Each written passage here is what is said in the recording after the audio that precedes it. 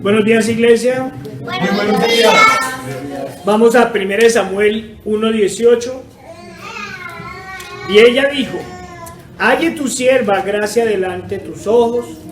Y se fue la mujer por su camino y comió y no estuvo más triste. Amén. Señor Padre Santo, nuestro Dios Todopoderoso y amado, una vez más, Señor, nos ponemos en tus manos como todos los días.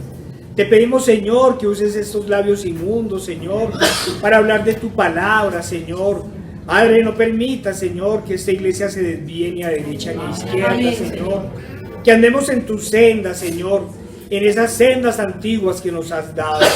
Nos ponemos en tus manos en el poderoso nombre de nuestro Señor Jesucristo. Amén.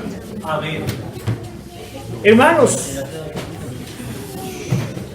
el título del sermón es una pregunta. ¿Confiamos en el Señor? ¿Confiamos en el Señor? Y ella dijo: halle tu sierva gracia delante de tus ojos.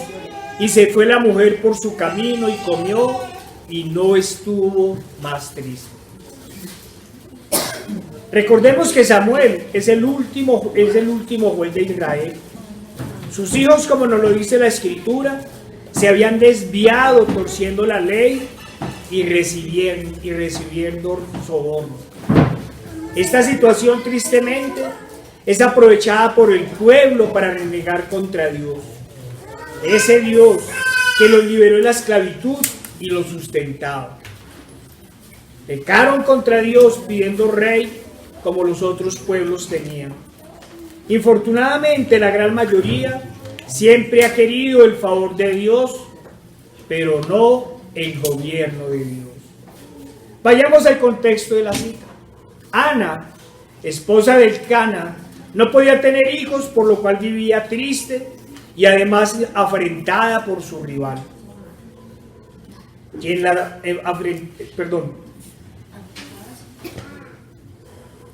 Quien sí tenía hijos, por lo cual la humillaba y la irritaba constantemente.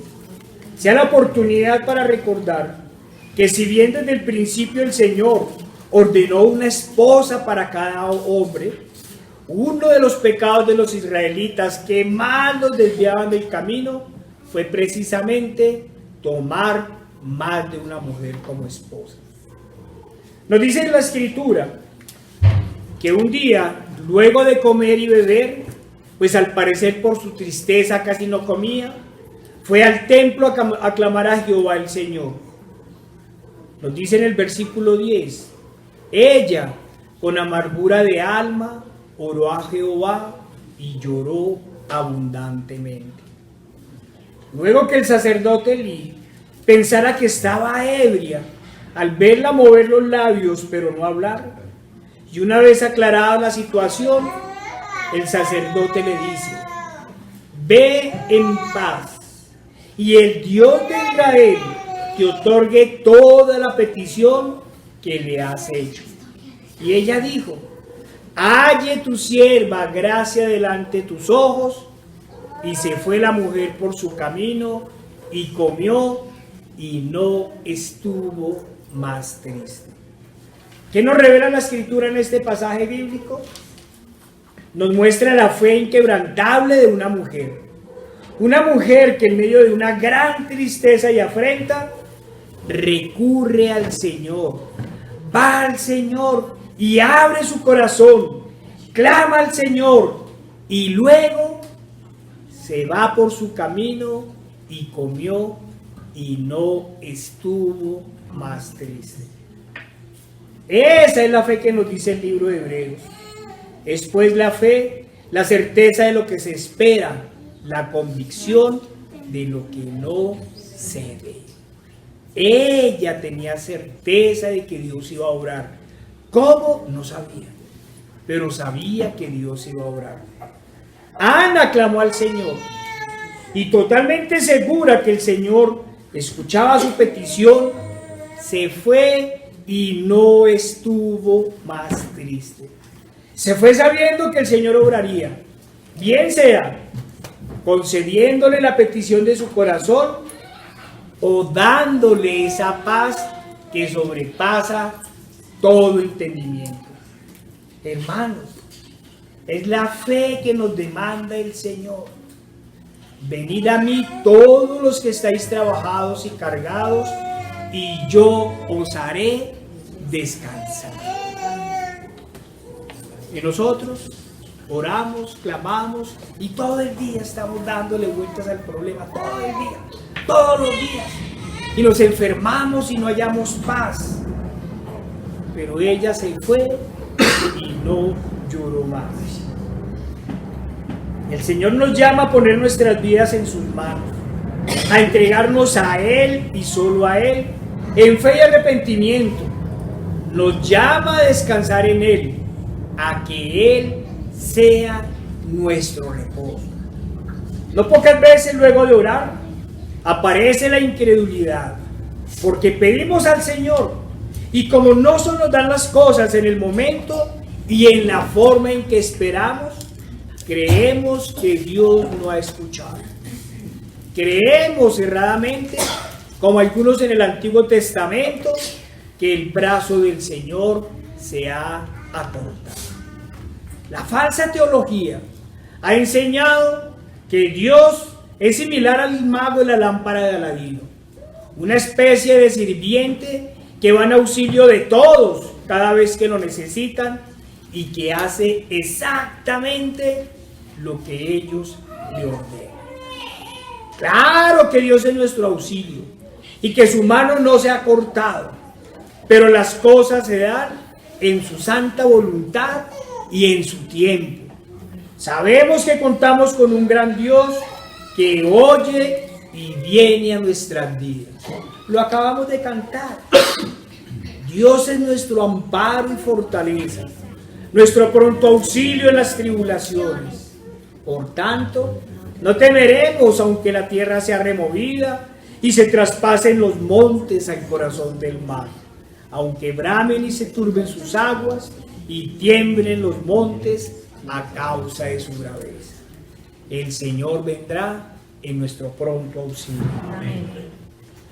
Primera parte, pidiendo al Señor. No nos cuenta la Escritura cuánto tiempo llevaba orando al Señor Ana por ese anhelo de su corazón, pero nos dice que un día clamó al Señor con gran llanto. A eso nos ha llamado el Señor, a orar permanentemente, a pedirle permanentemente. Recordemos la historia de la anciana que tenía que ir al juez una y otra vez, y eso que era un juez injusto. ¿Y qué dijo el juez? Atendámosla para quitarnos esto. ¿Qué hará nuestro Dios amado, el único juez justo? Hermanos, debemos preguntarnos, ¿cómo le pedimos al Señor? No pocas iglesias confunden la oración argumentativa con las exigencias y reclamos al Señor. Una cosa es clamar al Señor en humillación, recordándonos a sí mismos las promesas del Señor y pidiéndole con lágrimas en los ojos y en el corazón: Señor, me acojo a tus promesas, porque solo tú eres Dios. Y otra cosa muy diferente es reclamar al Señor como si estuviéramos en una protesta sindical. Reclamo tus promesas, exijo el cumplimiento de inmediato. No, amigos, y aquí hablo a los amigos y a los no amigos. Al Señor no se le exige ni se le reclama. Él no nos debe nada y nosotros no merecemos nada. Por el contrario, toda mirada del Señor hacia nosotros es pura misericordia. Toda inclinada de su oído hacia nosotros es pura gracia. En mi calidad de creyente digo que gratitud y amor es lo que tengo por mi Redentor, por aquel que me dio vida estando en delitos y pecados, por aquel que mirándome la más terrible putrefacción por el pecado, me llamó y me hizo una nueva criatura. Pero aquellos que reclaman al Señor, que declaran y decretan en su nombre, no pueden ser hijos de Dios, porque aún no han entendido la obra del Todopoderoso, porque no han comprendido que ese Dios inmenso se haya despojado de sí mismo y se haya rebajado a la condición de hombre y recibido la muerte más humillante, esa que solo se les daba a los peores delincuentes, y todo ello para el perdón de nuestros pecados. Ellos no han entendido eso. Ana sabía que no tenía nada que reclamar a aquel que los había librado de las manos de Faraón y que una y otra vez los libraba de las manos de sus enemigos. Ana sabía lo que debía hacer para ser escuchada por el Señor. Ella sabía que no tenía nada que reclamar, que la sola paz que estaban viviendo en esos instantes, rodeados de enemigos, ya era un gran regalo de Dios. Todos los hijos de Dios saben cómo pedirlo, comenzando por el sacerdote. Hablo de los verdaderos sacerdotes, no los hijos del diablo de hoy. Recordemos las palabras de Elí luego de hablar con Ana. Él respondió y dijo: ve en paz, y el Dios de Israel otorgue la petición que le has hecho. Lo primero que hace el sacerdote, viendo la sinceridad de Ana, es decirle: ve en paz. Vio el amor, la obediencia y la entrega total de ella al Señor. La vio llorando de dolor por su aflicción y su pecado. Por eso le dijo: ve en paz. Porque ella se había dirigido al único que nos puede dar la paz. Al único que puede dar esa paz a nuestro corazón. Al único que nos da la paz que sobrepasa todo entendimiento. Ella había ido a inclinarse ante el Creador del cielo y de la tierra y de todo cuanto existe. Ella fue a hablar con el príncipe de paz. Y luego el sacerdote le dice: y el Dios de Israel te otorgue la petición que le has hecho.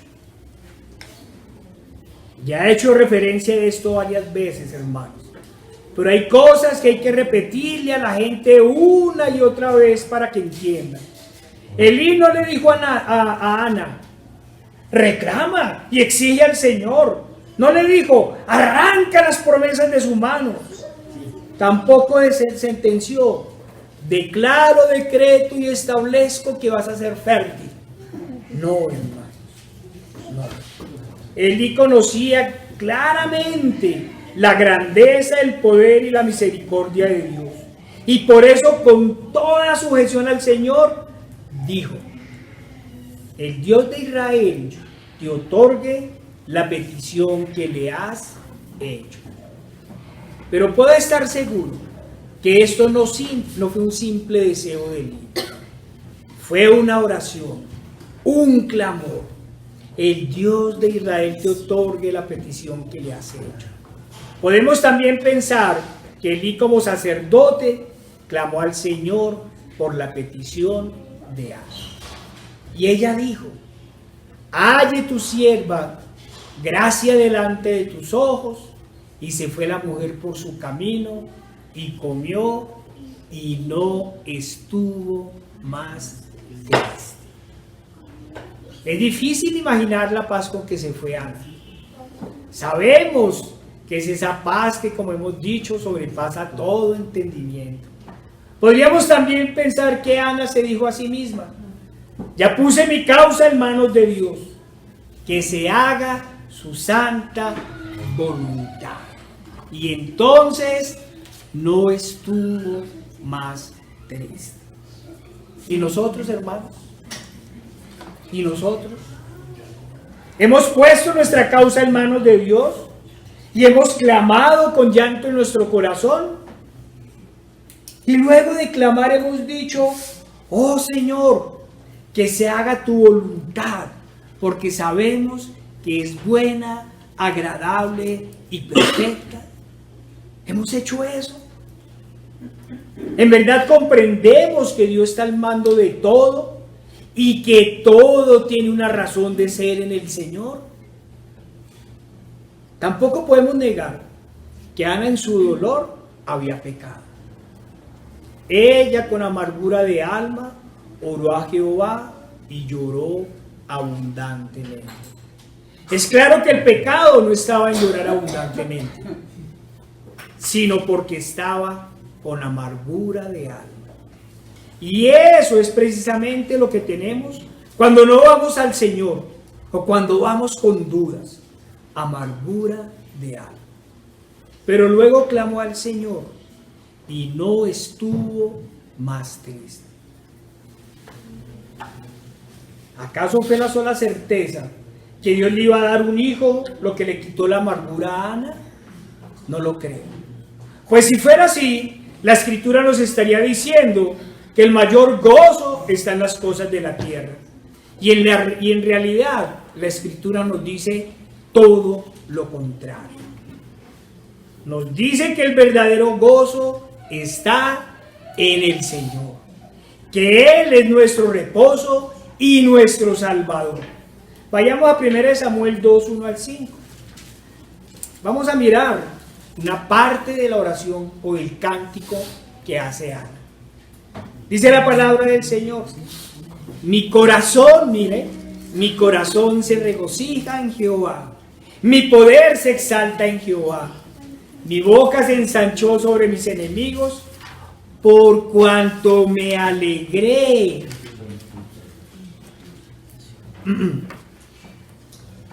Por cuanto me alegré en tu salvación. No hay santo como Jehová, porque no hay ninguno fuera de ti, y no hay refugio como el Dios nuestro. No multipliquéis palabras de grandeza y altanería. Cesen las palabras arrogantes de vuestra boca. Y a Él le toca pesar las acciones.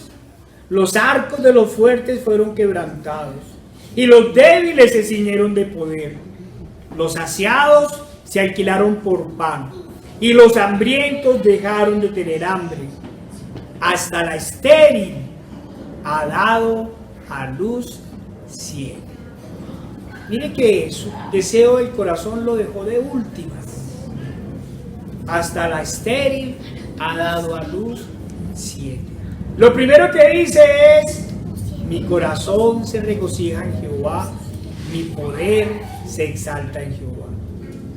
Como dijimos, este es un fragmento del cántico de Ana que nos aclara por qué no lloró más. ¿Por qué lo hizo? Mi corazón se regocija en Jehová, mi poder se exalta en Jehová, mi boca se ensanchó sobre mis enemigos, por cuanto me alegré en tu salvación. En ese momento Ana comprendió los designios del Señor. Por cuanto me alegré en tu salvación.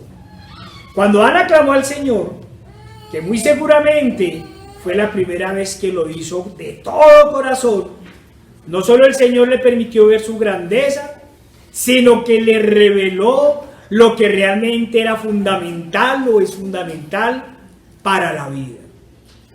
Por cuanto me alegré en tu salvación. Eso es lo fundamental para la vida del creyente. Lo otro es secundario. Bueno, vamos a ver ahorita. Lo otro es añadidura. Ana, al humillarse a Dios, comprendió que Él era su Señor y su Salvador. Tuvo ese encuentro maravilloso con el Señor y entonces comprendió sus verdaderas promesas. Yo seré su Dios y ellos serán mi pueblo. Lo fundamental entonces no fueron los hijos ni la tierra prometida. Lo importante fue establecer una relación personal con el Salvador. Lo importante fue comprender que Él es ante todo el Dios de la salvación.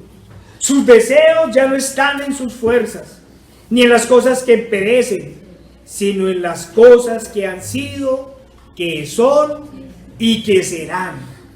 Mi corazón se regocija en Jehová, mi poder se exalta en Jehová, mi boca se ensanchó sobre mis enemigos, por cuanto me alegré en tu salvación. Hermanos, ¿qué le dijo a Ana a aquellos que se exaltan a sí mismos y le reclaman a Dios? Vayamos al versículo 3. Primera de Samuel 1:3. 2:3. 2:3. No multipliquéis palabras de grandeza y altanería.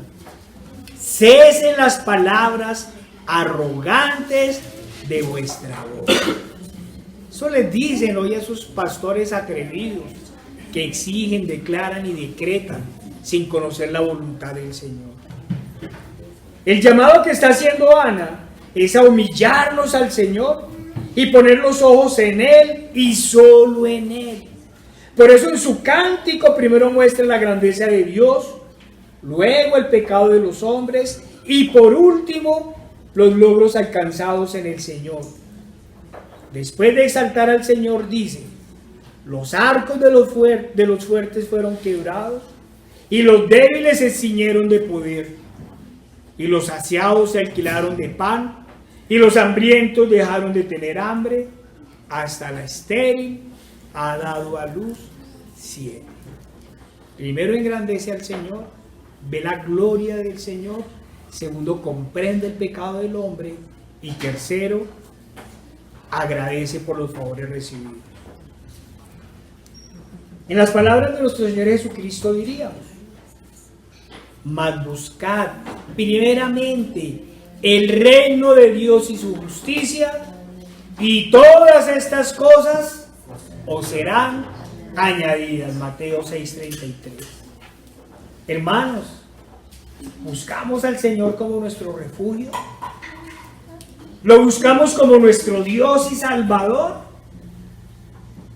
Si es así, entonces podemos pedirle las otras cosas. Primero, si entendemos que el Señor es nuestro Dios y Salvador. Después de que entreguemos nuestra vida a Él, podemos pedirle la añadidura. Pero recordemos que cuando en realidad vamos al Señor, Él ya sabe de qué tenemos necesidad. Pero recordemos que hay que pedir con fe, con la seguridad que para Él no hay nada imposible. Acompáñenme a Santiago 1:6. Un estudio que estamos haciendo nosotros los días jueves. Santiago 1:6. ¿Qué nos dice el Señor? Pero pidan con fe, no dudando nada, porque el que duda es semejante a la onda del mar, que es arrastrada por el viento y echada de una parte a otra. Hermanos, he hecho un pequeño retorno a la seguridad en el Señor, es decir, a nuestra fe. No quería dejarlo pasar, aunque al inicio hablamos de ello. Ana clama al Señor con toda la seguridad que Él no solo estaba oyendo, sino que todo estaba en sus manos. Cuando pedimos al Señor, vamos con la seguridad de Ana, vamos con ese dolor de Ana, vamos con el llanto de Ana. Yo creo que solo vamos con la amargura de Ana, pero no con su llanto ni con su dolor. Estamos convencidos que el Señor nos escucha y que para Él no hay nada imposible. Aquellos que quieren todo en el instante podrán decir que el Señor le concedió el favor a Ana casi en el momento, o sea, después de la primera oración. Sabemos que Ana venía orándole al Señor por esa afrenta. Y puede ser cierto, pero recordemos que todo se da de acuerdo a la soberanía y los tiempos del Señor. Todo indica que el Señor le concedió prontamente la petición a Ana, pero definitivamente fue en su tiempo, pues recordemos que su hijo Samuel fue el siguiente juez de Israel. Esos son los tiempos y de acuerdo a los propósitos de Dios.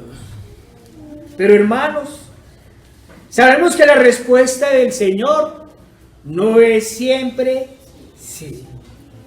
No pocas veces en la Escritura ha sido no. Una de las situaciones que conocemos casi de memoria fue con el rey David. Vayamos a 2 Samuel 12, 13 al 23. Segunda de Samuel 12, 13 al 23.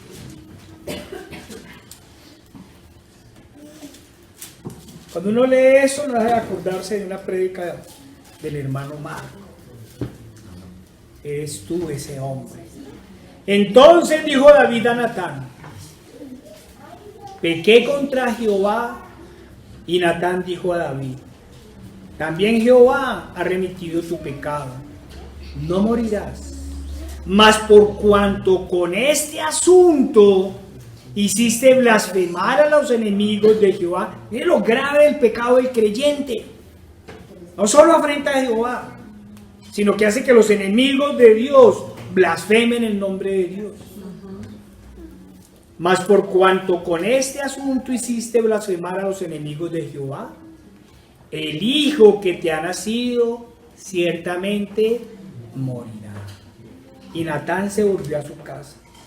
Y Jehová hirió al niño que la mujer de Urías había dado a David, y enfermó gravemente.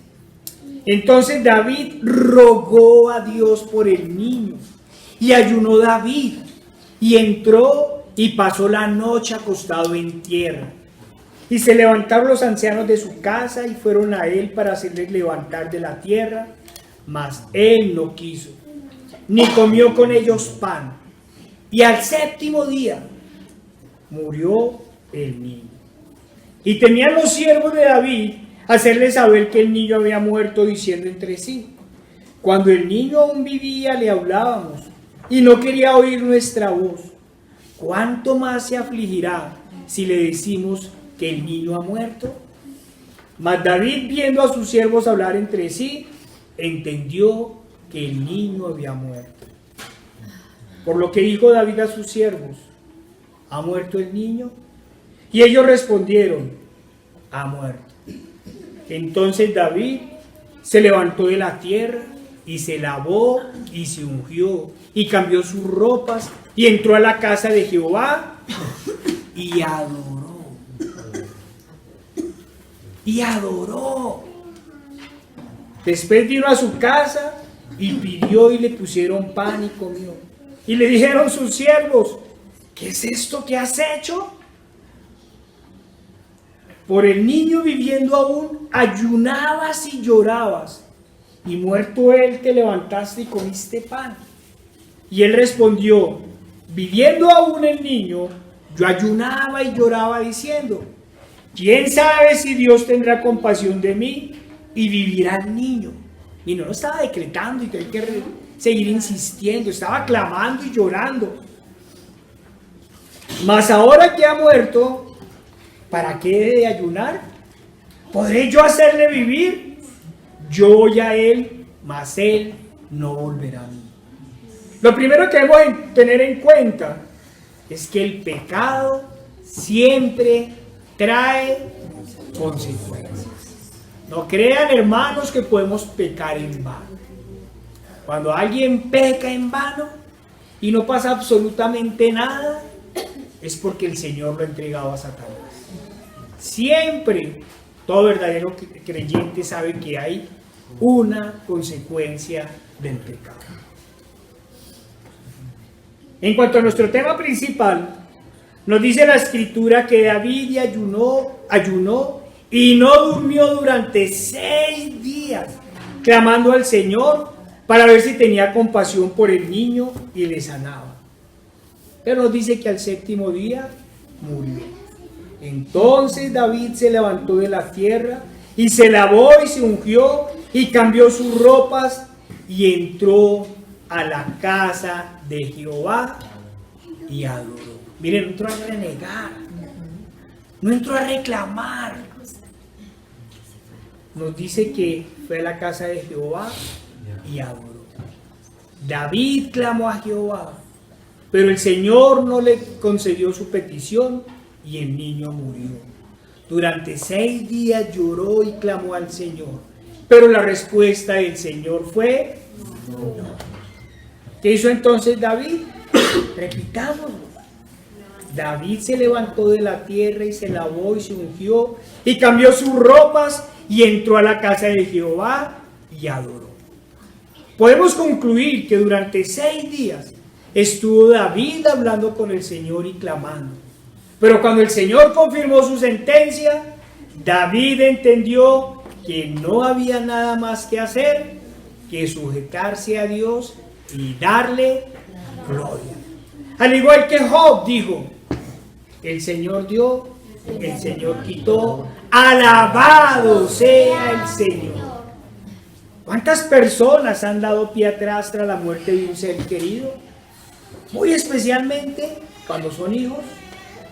¿Cuántos han dado pie atrás frente a una enfermedad grave propia de un ser querido?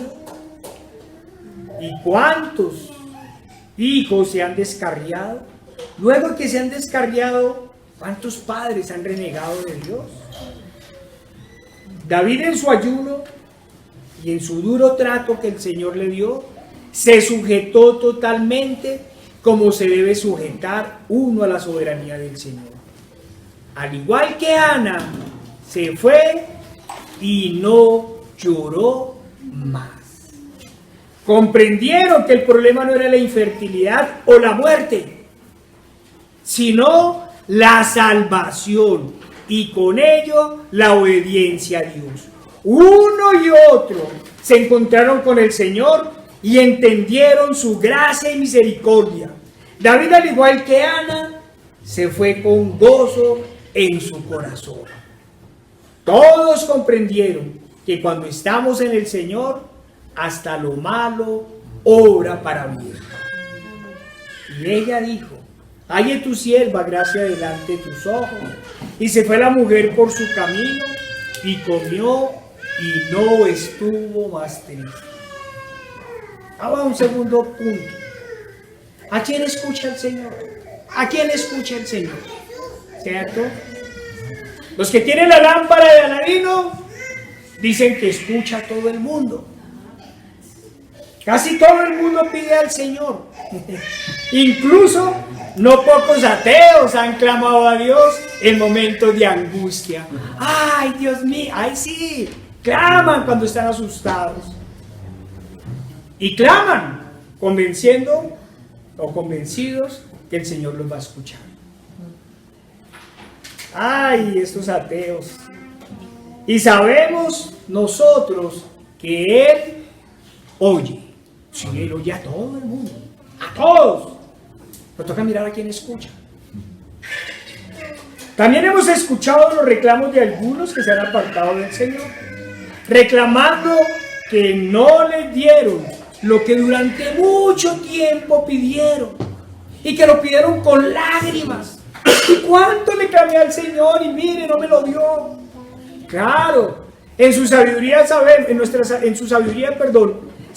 que las respuestas no siempre son sí, y que otras tardan años. Hacia el año 1500 antes de Cristo, Moisés habló del profeta de profetas, y el Señor le dará un profeta, a este oíd. Todos los profetas hablaron del Mesías, pero también hablaron del día de la ira de Dios. La profecía de Moisés llegó 1500 años después. El día de la era de Jehová fue profetizado hace más de 3000 años. Y la promesa de la segunda venida se hizo hace 2022 años. Sin embargo, sabemos que Dios cumple y que sus promesas no llegan tarde.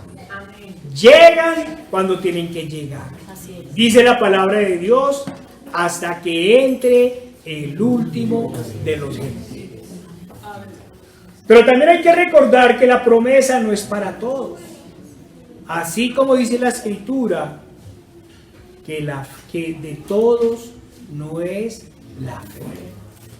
El Señor una y otra vez nos habló de un pequeño remanente que en esta época de apostasía parece ser cada vez más pequeño. Las muchas aguas se lo han tomado todo. Hermanos, ¿cuál es la oración? ¿Y de quién es la oración que escucha el Señor? Vayamos a 2 de Crónicas 7:14.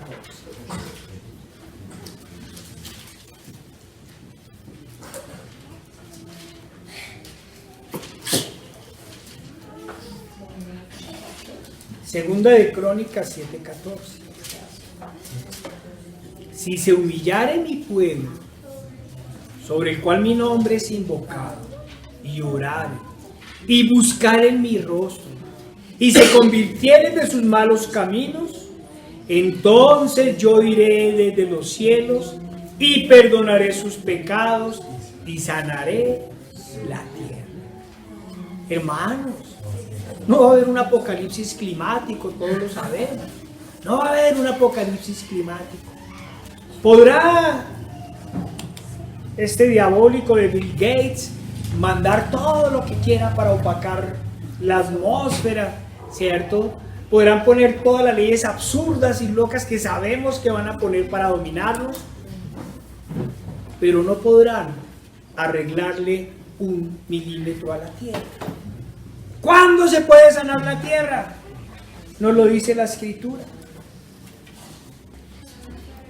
Si se humillaren mi pueblo, sobre el cual mi nombre es invocado, y oraren y buscaren mi rostro, y se convirtieren de sus malos caminos, entonces yo iré de los cielos y perdonaré sus pecados y sanaré la tierra.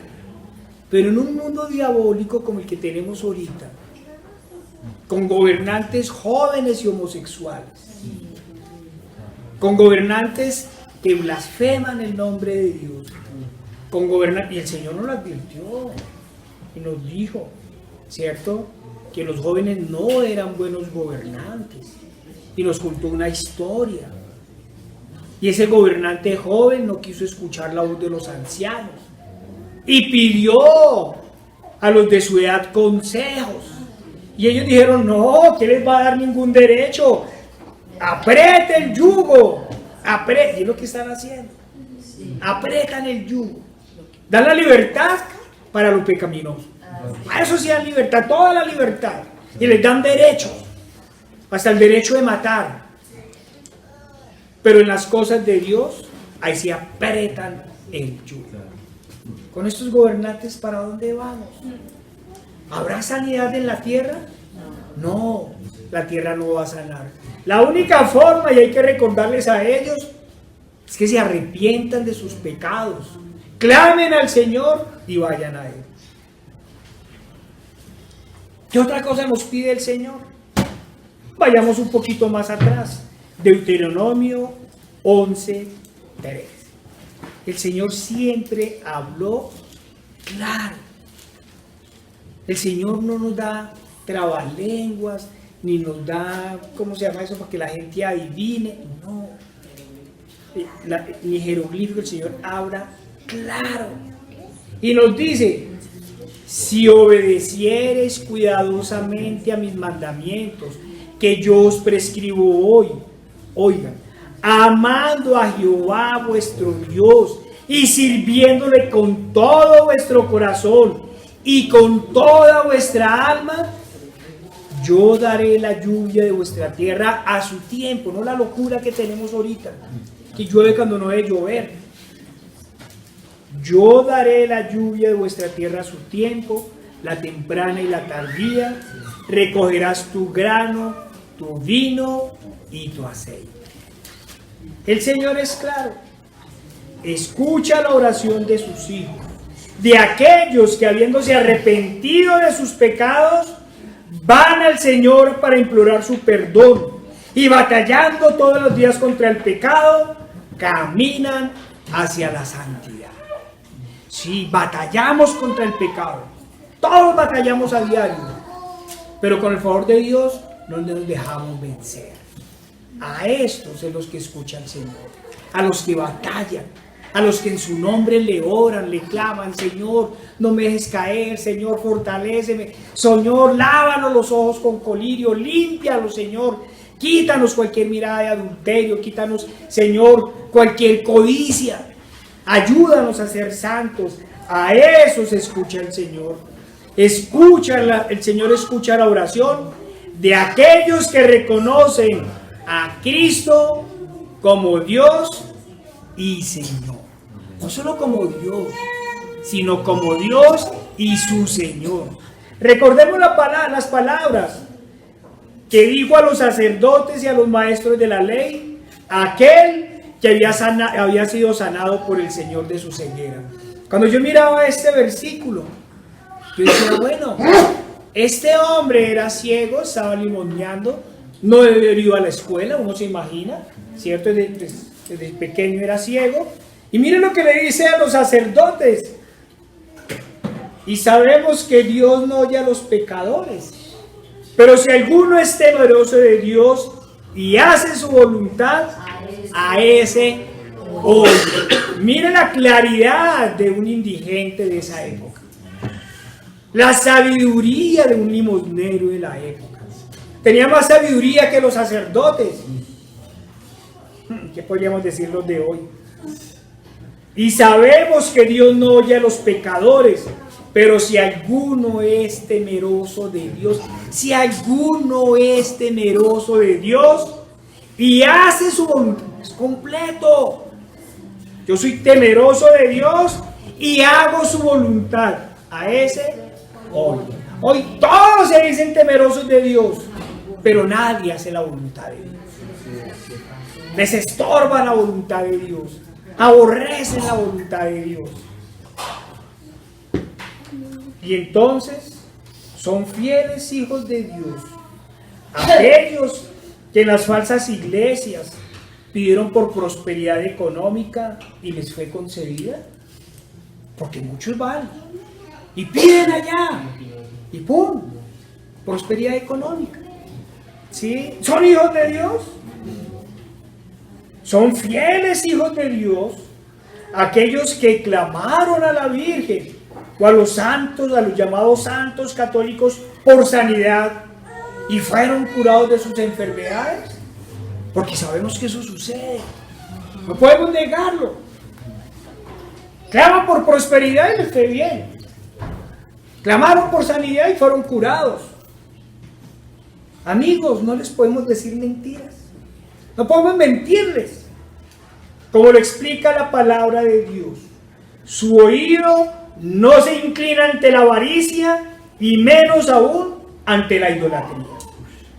Recuerden que el Señor en su sabiduría y en su voluntad ha permitido a Satanás hacer milagros.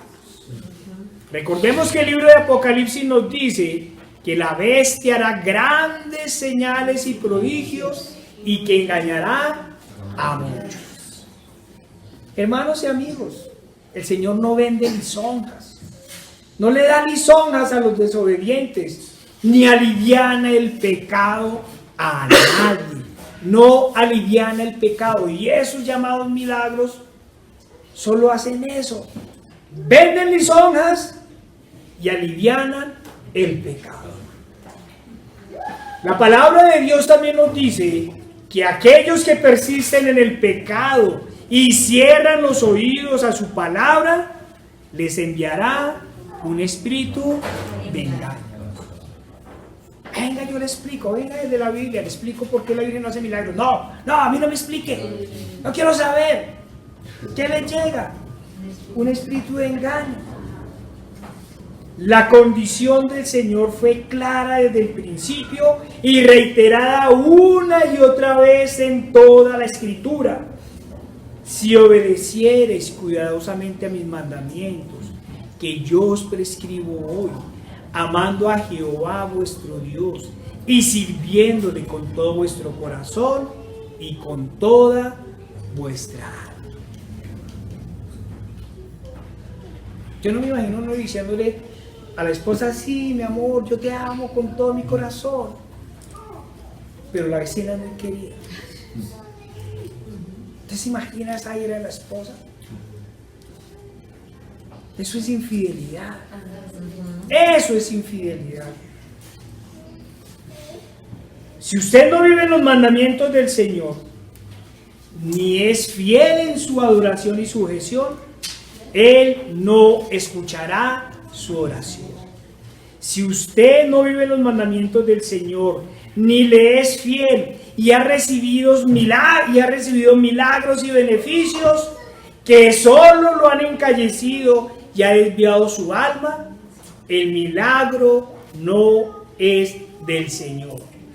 Es la obra de Satanás. Sí, yo me imagino cuánto se rasgarán las escrituras escuchando eso. Las vestiduras, perdón. ¿Cuándo se rasgarán las vestiduras? Satanás, no, eso es de la Edad Media. Cada vez nos muestra que está más activo en esta época. Ana clamó al Señor, mostró el pecado de su corazón y lloró intensamente. Y el Señor le mostró el camino de salvación. Y de ñapa le dio hijos. ¿Sabe la ñapa? Ese fue la cosita que le ponen al poste. La cereza y no al revés. Por eso en su cántico para el Señor es para el Señor y solo para Él. Y lo primero que nombra es la obra de salvación que Jehová el Señor hizo en ella. Amigos, el Señor no da lisonjas ni pervierte su palabra. Amén. Vayamos a Miqueas 3:4.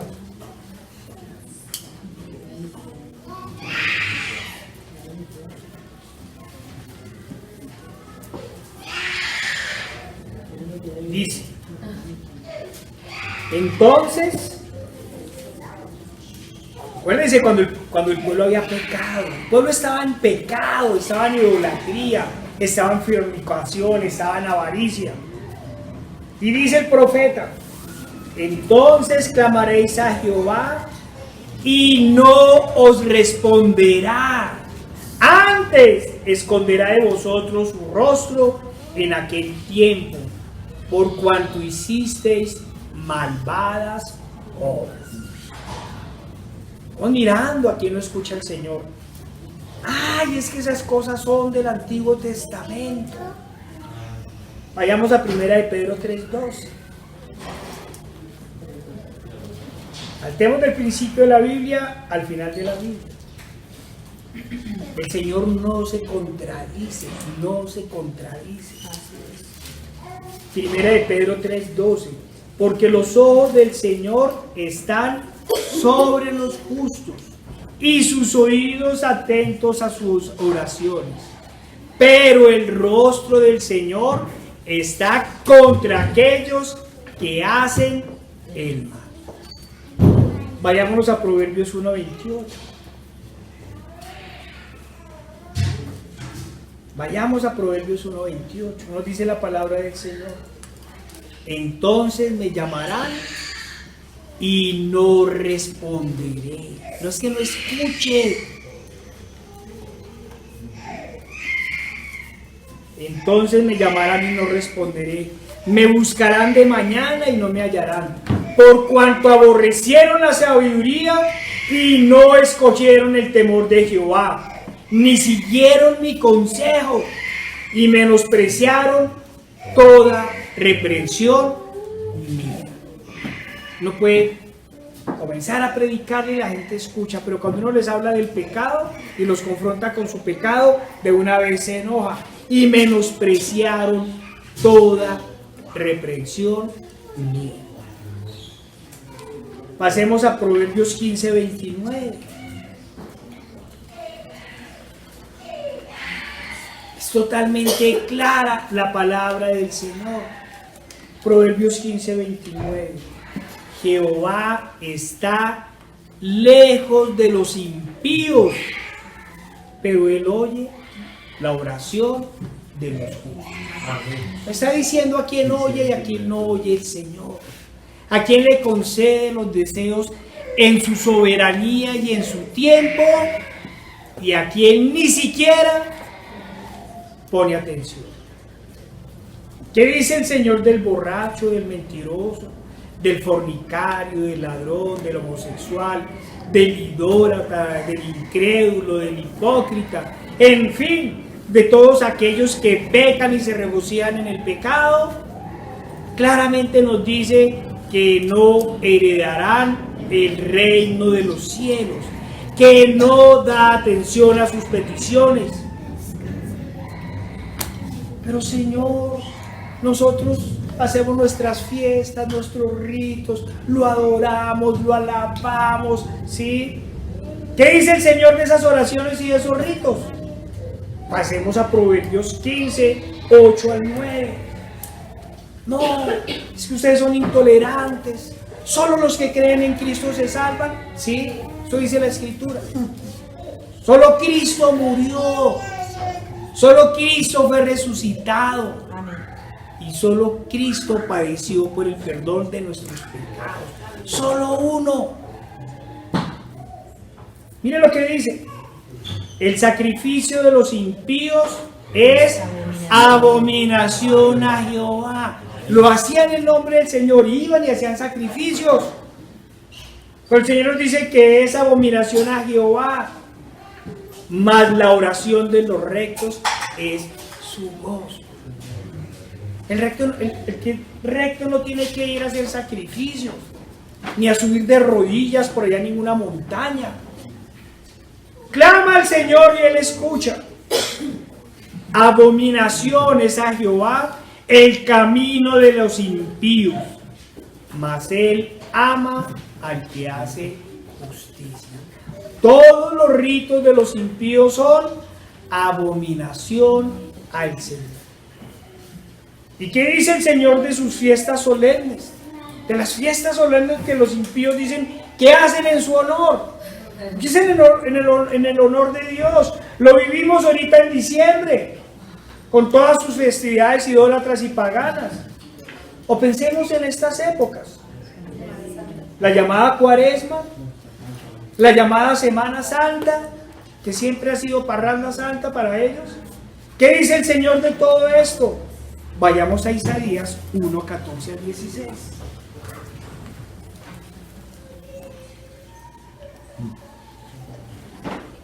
El Señor habla claramente. Que la gente no quiere escuchar es otra cosa. Que la gente quiera vivir engañada es otra cosa. Le aman el engaño y aborrecen la verdad. Vuestras lunas nuevas y vuestras fiestas solemnes las tiene aborrecidas mi alma. Me son gravosas. Cansado estoy de soportarlas. Cuando extendáis vuestras manos, yo esconderé de vosotros mis ojos. ¿Cuánta gente no muere espichada en todas esas reuniones que hacen los musulmanes, que tienen que ir allá una vez a la Meca, peregrinaciones, y también los judíos? ¿Cuántas veces no han habido cosas terribles? ¿Sí? No, es que vamos a alabar a Dios. ¿A cuál Dios van a alabar? ¿A cuál Dios? Al Dios de sus vientres. ¿Qué les dice el Señor? Vuestras lunas nuevas y vuestras fiestas solemnes las tiene aborrecidas mi alma, me son gravosas, cansado estoy de soportarlas. Cuando extendáis vuestras manos, yo esconderé de vosotros mis ojos. Asimismo, cuando multipliquéis la oración, yo no oiré. Llenas están de sangre vuestras manos, lavaos y limpiaos, quitad la iniquidad de vuestras obras delante de mis ojos. Dejad de hacer lo malo. Dejen de hacer lo malo. Arrepiéntanse y los escucharé. Eso nos dice el Señor.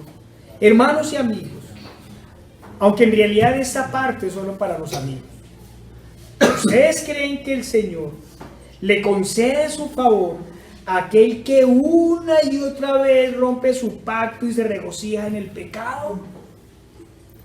El llamado siempre ha sido el mismo: arrepentidos, apartados de todo mal y volved vuestro rostro a Dios. Ese ha sido el llamado del principio. ¿Qué les dice el Señor a los idólatras y pecadores que dicen ser su pueblo? Pasemos a Isaías 57, 11 y 13.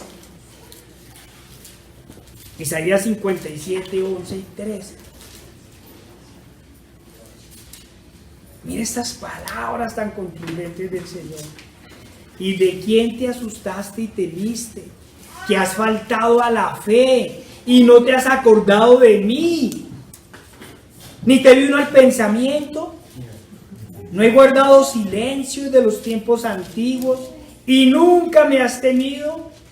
Yo publicaré tu justicia y tus obras que no te aprovecharán.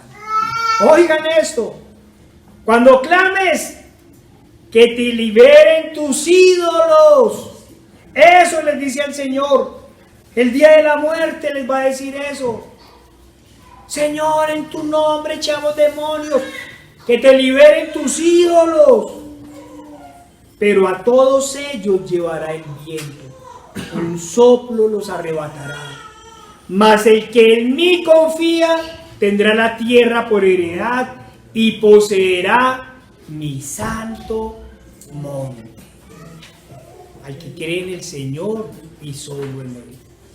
Ana clamó al Señor y nunca más estuvo triste. El idólatra, el avaro y en general los pecadores claman a sus ídolos y muchas veces Satanás les hace la obra. Por eso el miedo y el temor de las cosas nunca se apartan de su corazón, aunque les haya concedido su petición. Oiga, sí, de pronto claman y Satanás les hace la obra, pero nunca se apartan del miedo ni el temor. Nunca les es dada esa paz que sobrepasa todo entendimiento, porque no se han vuelto al Señor de corazón. Se han entregado a la avaricia o a los ídolos. El verdadero cristiano es fiel y contundente ante las cosas de Dios, y siempre está dispuesto a morir por su Señor. El falso creyente va como veleta detrás de todo viento de doctrina, y en el momento de defender sus convicciones, especialmente a su iglesia y a sus ídolos, no duda en recurrir al odio y a la violencia. Están siempre dispuestos a matar. Eso es lo que nos diferencia. Eso es lo que nos diferencia de los falsos creyentes. Nosotros en nuestro amor clamamos por ellos, y en nuestro amor por Dios estamos dispuestos a morir. Ellos están dispuestos a morir. Y ella dijo: halle tu sierva gracia delante de tus ojos. Y se fue la mujer por su camino y comió, y no estuvo más triste. ¿Hallarán los pecadores gracias a los ojos del Señor? ¿Abandonarán en esta tierra sus tristezas y sus miedos? Miremoslo con un solo ejemplo. En estos días hemos venido hablando de eso. Casi todos pusieron sus esperanzas en los nuevos ídolos, en fabricantes corruptos y en medicamentos en fase de experimentación. Tienen 2 o 3 dosis. Y luego la mayoría les ha dado lo que temían: la enfermedad. Y para darles aún más falsas esperanzas, no solo les han dicho que no les dio tan duro la enfermedad, que no les fue tan grave gracias al medicamento, pero ahora le están diciendo, además, que como se y les dio la enfermedad, ahora tienen super anticuerpos. En serio, lo han dicho, los médicos les han dicho eso, que ahora van a tener super anticuerpos. ¡Oh! Los ídolos les hicieron el milagro. Pero cuando los vemos en la calle, son los más temerosos. Usan doble y triple tapabocas. No se los quitan ni siquiera en los espacios abiertos. No dan la mano a nadie. A cada rato se aplican gel antibacterial y alcohol. No se quitan el bozal casi ni para comer. Los hemos visto, hermanos. No permiten que nadie se les acerque. Y el temor no se separa de sus ojos. ¿Dónde estuvo el milagro? Están llenos de miedo y de temor, de terror. En realidad yo aún no entiendo qué clase de fe es esa. Pues defienden a muerte las inyecciones y dicen que son 100% confiables. Pero el miedo y el temor se ha apoderado de ellos. Miren, y aunque les dieron libertad, ahora se aferran a sus cadenas como asidos a una gran cosa. Se aferran, aman las cadenas. Miserable de esclavos.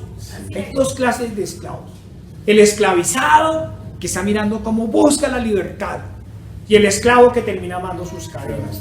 Estos terminaron amando las cadenas. Terrible, terrible. Defienden a sus ídolos, los defienden a muerte, están dispuestos a matar por ellos, afirman que les han hecho milagros, pero temen a todos. Todos los hemos vivido. Parecieran los dueños de Pfizer o de Moderna. Hermanos, temen a todo. Son los que viven en completa zozobra y temen a la más mínima sombra. Creen que en todo momento están en peligro. Y por ello además cargan sus esculturas en pequeños tamaños. Es tanto el miedo que incluso guardan sus ídolos en lugares seguros para que no se los roben. Ay, hermano, no tienen descanso ni paz. En cambio, los verdaderos creyentes son como Ana. Y ella dijo: halle tu sierva gracia delante de tus ojos. Y se fue la mujer por su camino y comió y no estuvo más triste. Amén. Uno mira a la gente, los que caminan libremente, los que reciben incluso al servicio público sin tapabocas, uno les da esa calma. Y todos hemos visto el terror de los otros, miran así, ¿sí? Y se corren y huyen. El verdadero creyente obedece y confía en la palabra de Dios. Vayamos a Hebreos 4:16.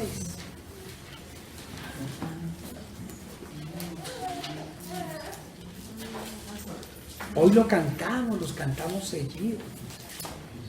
Acerquémonos pues confiadamente al trono de la gracia para alcanzar misericordia y hallar gracia para el oportuno socorro.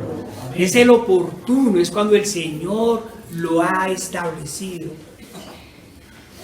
Hemos estado hablando de los falsos creyentes que, por así decirlo, estaban pidiendo cosas entre comillas justas. ¿Sí? Sanación, empleo, sí, podríamos decir que son cosas justas. El problema es que lo piden a los ídolos. Lo piden cosas buenas, pero sus prácticas son pecaminosas y abominables al Señor. Ahora, ¿qué podemos decir de aquellos que piden a Dios vanidades? ¿Saben cuántos de los que se dicen creyentes rezan y cuántos oran para ganarse la lotería? Para que ganen en los juegos de azar, en los casinos, y se dicen creyentes. O aquellos que rezan para que les vaya bien en el viaje donde van a ir a fornicar o a engañar a su esposa. ¿Cuántos hacen promesas para que les hagan el préstamo para un paseo lleno de vanidades? ¿O para que el Señor los proteja en medio de la borrachera? Incluso ¿Cuántos piden cuántos claman, rezan y claman para que no sean descubiertos en el desfalco o en su trabajo ilícito? Terrible, grave. Si el Señor aborrece a los otros, ¿qué dirá de estos? Por eso dice Santiago: pedís y no recibís, porque pedís mal, para gastar en vuestros deleites. Y mire estas palabras tan duras: oh almas adúlteras, ¿no sabéis que la amistad del mundo es enemistad contra Dios?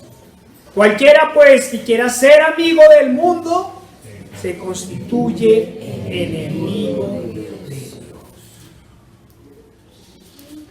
Hermanos, ¿y ustedes claman al Señor como lo hizo Ana? ¿Se entregan en verdad al Señor y abandonan todo pecado?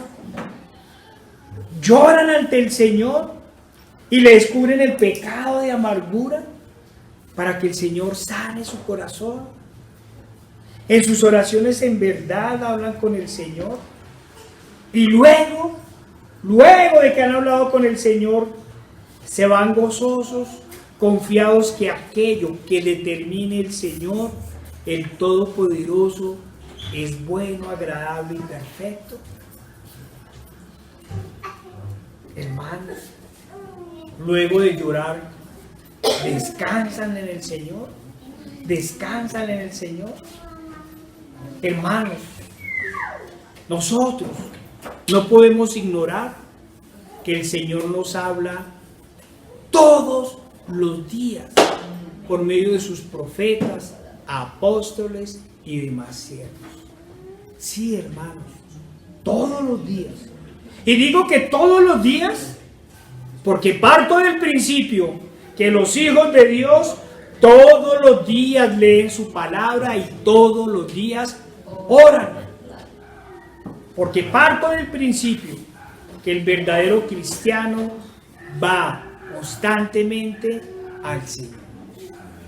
Tengo que confesar, hermanos, que esta palabra me la dio el Señor hace unas semanas en medio de una aflicción, en medio de una terrible sensación de angustia y en medio de una oración en que pedía el favor de Dios y le clamaba para que inclinara su oído a mí. En uno de esos duros momentos en donde uno cree que no está siendo escuchado por Dios. En uno de esos momentos, esos duros momentos, en donde uno clama al Señor para que le dé esa paz que sobrepasa todo entendimiento. No está uno buscando, porque hay gente que no, busquemos una paz. No, uno no busca. Uno va en su devocional y el Señor le va hablando. Y me dijo eso. Y no estuvo más triste. Decía, ay Señor, grandes palabras las tuyas. Amén. Hermanos y amigos, es necesario que tengamos claridad y muy claras las condiciones del Señor para escucharnos. Si obedeciereis cuidadosamente a mis mandamientos, que yo os prescribo hoy, amando a Jehová vuestro Dios y sirviéndole con todo vuestro corazón y con toda vuestra alma. Amén. Hermanos, ¿en verdad estamos obedeciendo al Señor en todo? Y amándole con todo nuestro corazón y todo nuestro ser. Hermanos, ¿en verdad estamos caminando en la fe? ¿Amamos al Señor y amamos a nuestros hermanos? O como dijo Pablo a los Corintios, de manera que yo, hermanos, no pude hablaros como a espirituales, sino como a carnales, como a niños en Cristo. Os di de beber leche y no vianda, porque aún no erais capaces, ni sois capaces todavía, porque aún sois carnales. Pues habiendo entre vosotros celos, contiendas y disensiones, ¿no sois carnales y andáis como hombres? Hermanos, Vuelvo a preguntar una vez más. ¿Tenemos odios o resentimientos en nuestros corazones? ¿Tenemos envidias, contiendas, celos y cosas por perdonar? Cuidado, hermanos. Cuidado con cualquier raíz de amargura. El Señor no lo previene. El Señor lo advierte. Mirad bien. No sea que alguno deje de alcanzar la gracia de Dios, que brotando alguna raíz de amargura os estorbe y por ella muchos sean contaminados. Miren lo terrible. No solo le estorba el que tiene la raíz de amargura, sino que además contamina. Y por ella muchos sean contaminados. Hebreos 12:15. Como dice la palabra del Señor, debemos estar en paz con todo, no la falsa paz. Estamos hablando de la paz en el Señor, de la paz en Cristo. Debemos ser hacedores de la palabra y no solo oidores. Como Ana, debemos descansar en el Señor, poner todo en sus manos y no estar más tristes. Pero debemos abrir nuestro corazón al Señor y pedirle que nos ayude a mortificar todo pecado y comprender que lo más importante es esa salvación tan maravillosa que nos es dada por gracia. Estaba terminando y me acordé de algo. Tercero, cumpliéndole al Señor. Oh, hermanos, no me puedo despedir sin recordarles otro elemento fundamental que nos enseña el Señor por medio del caso de Ana. Vayamos a 1 Samuel 1, 21 al 28.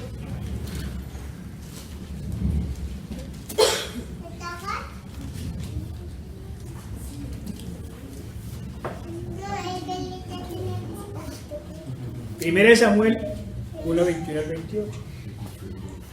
Después subió el varón Elcana con toda su familia para ofrecer a Jehová el sacrificio acostumbrado y su voto. Pero Ana no subió, sino dijo a su marido: yo no subiré hasta que el niño sea destetado, para que lo lleve y sea presentado delante de Jehová. Recordemos que Ana, cuando clamó al Señor, le dijo que si le daba hijos, el primero lo iba a dedicar al Señor. Y se quede allá para siempre. Y Elcana, su marido, le respondió: miren, hermanos, lo que tiene que hacer el esposo o la esposa.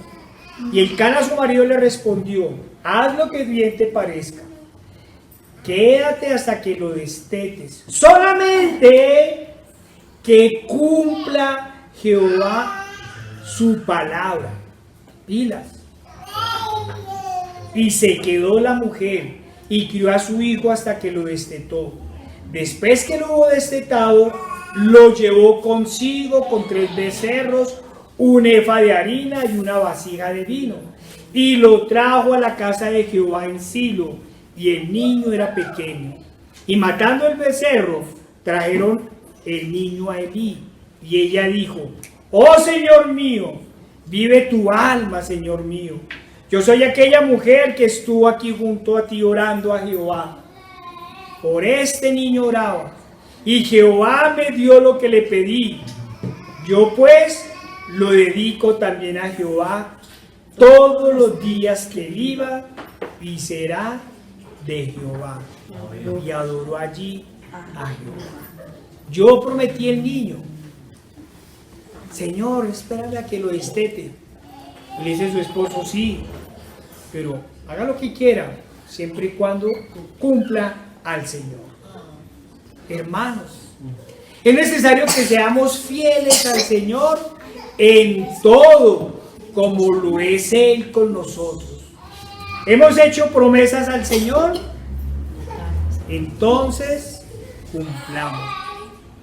hemos hecho compromisos con el Señor, entonces cumplamos.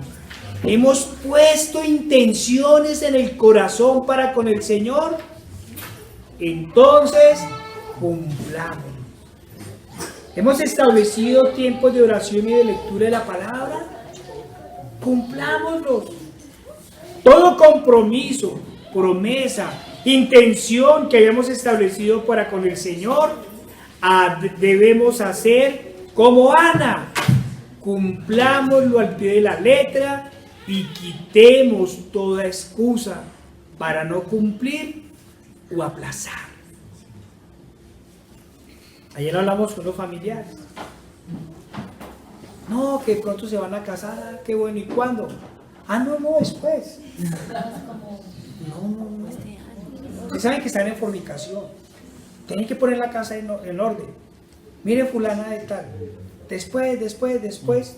Y se murió. Y murió en pecado. No podemos aplazar las cosas del Señor. El Señor nos lo dice. La salvación es hoy. Hermanos, confiemos en el Señor y regocijémonos en sus promesas. Él ha vencido al mundo. Y ella dijo: halle tu sierva gracia delante de tus ojos. Y se fue la mujer por su camino y comió y no estuvo más triste. Señor Padre Santo, nuestro Dios Todopoderoso y amado, mira, Señor, te damos gracias por tu palabra, Señor. Padre, danos esa paz que sobrepasa toda, Señor. Ay, Señor, esa paz maravillosa, Señor, que nadie entiende, Señor. Solo tú la puedes dar, Señor. Solo tú, nuestro Señor. Padre, Señor, ayúdanos a huir del pecado. Ayúdanos, Señor, a combatir contra el pecado, Señor, y no a caer en él. Ayúdanos, Señor, a ser fieles hijos de tuyo, Señor. Ayúdanos a clamarte día a día y noche, Señor. Ayúdanos a ir a ti, Señor, y solo a ti en fe y en arrepentimiento, Señor. Pero, Padre, que cuando clamemos, Señor, ay, Señor, nos llenemos de gozo, Señor. Sea tu decisión la que sea, Señor.